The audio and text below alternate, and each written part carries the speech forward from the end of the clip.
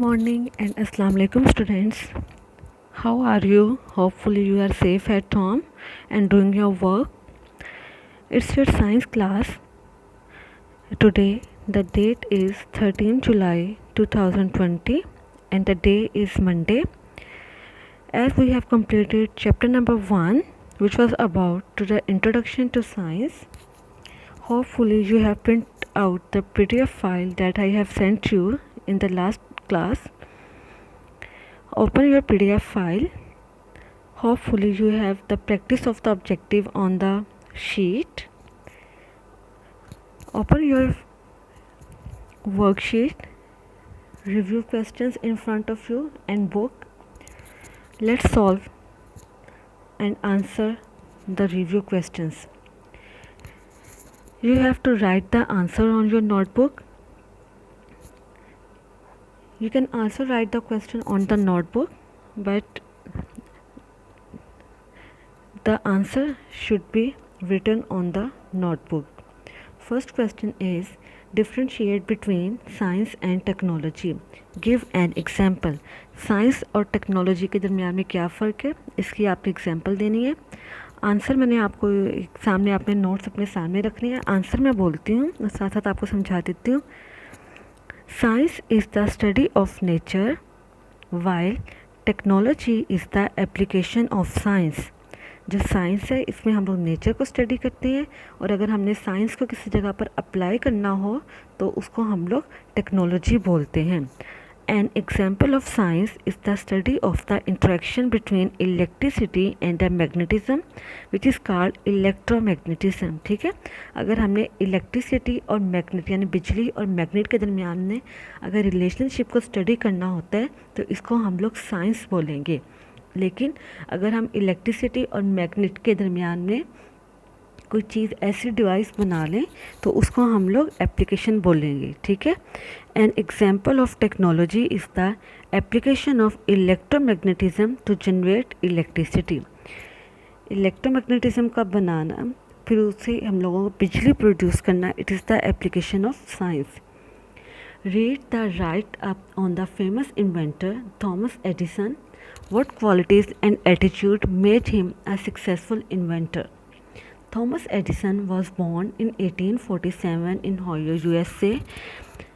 He was deaf from a young age.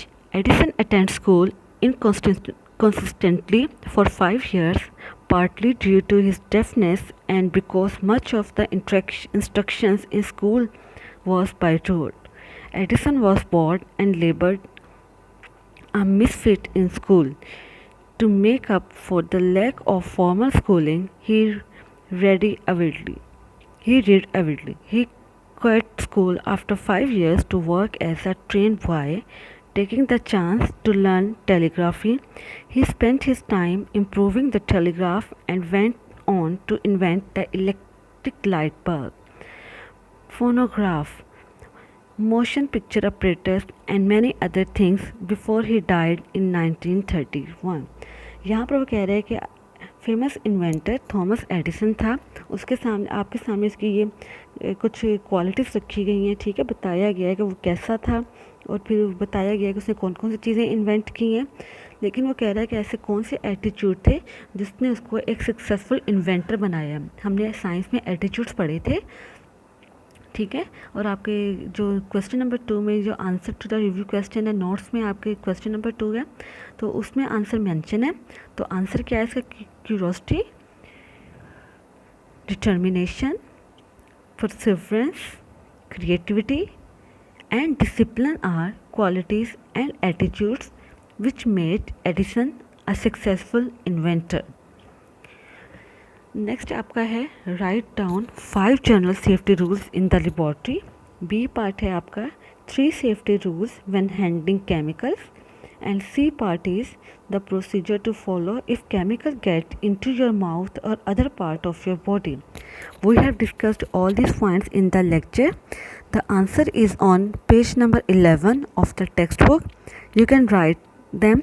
We have also discussed them in the class, in the lectures. Question number 4.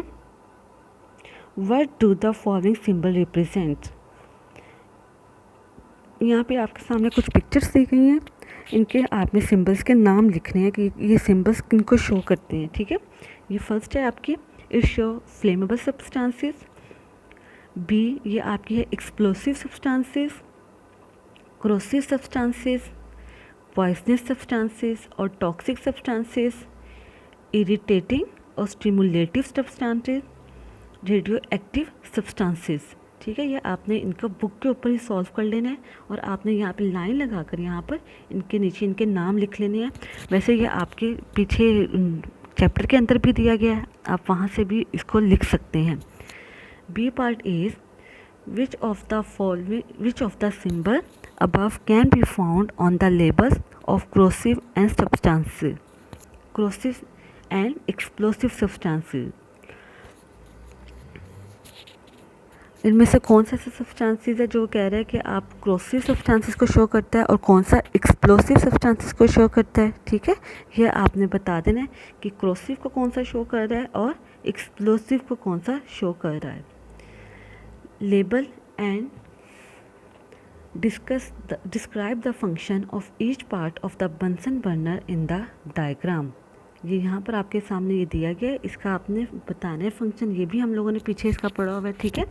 पहले ए part है आपका, ये air whole है ए part, ठीक है। ये आपको जो डायग्राम में पीछे दी गई है, it's page number 13। Page number 13 में आपको बंसन बर्नर का बताया गया है। आपने यहाँ से देखते हुए इसके पार्ट्स ए बी सी के अकॉर्डिंगली आपने इसके पार्ट्स को लेबल कर लेना है कि ए पार्ट में जैसे एयर होल है आपका, बी पार्ट में आपका कॉलर, सी में आपका बेस, डी में बैरल आएगा, ई में गैस जेट और एफ में आपका गैस ट्यूबिंग आएगा, ठीक है।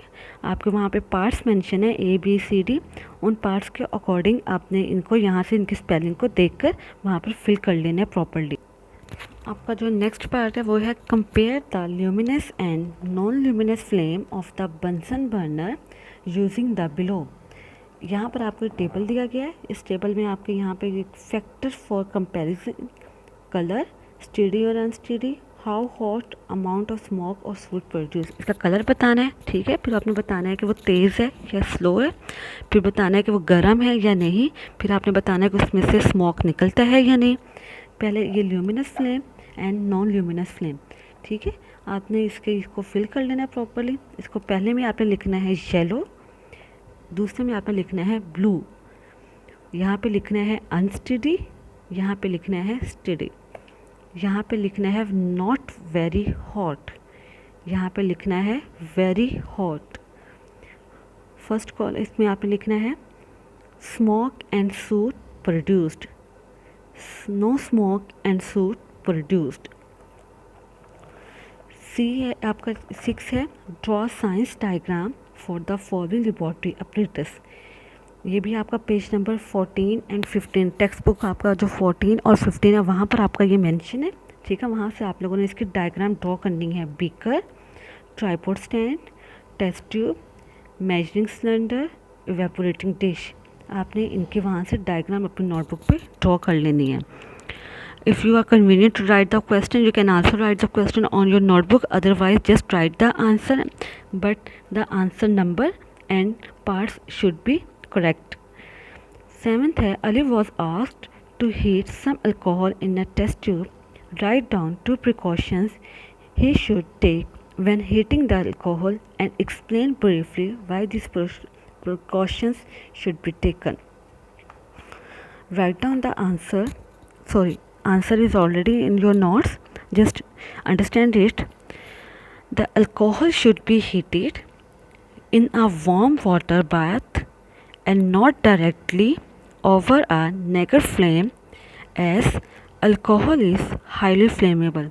अल्कोहल हाईली फ्लेमेबल है, बहुत जल्दी ये फायर को कैच कर लेता है, इसलिए हमें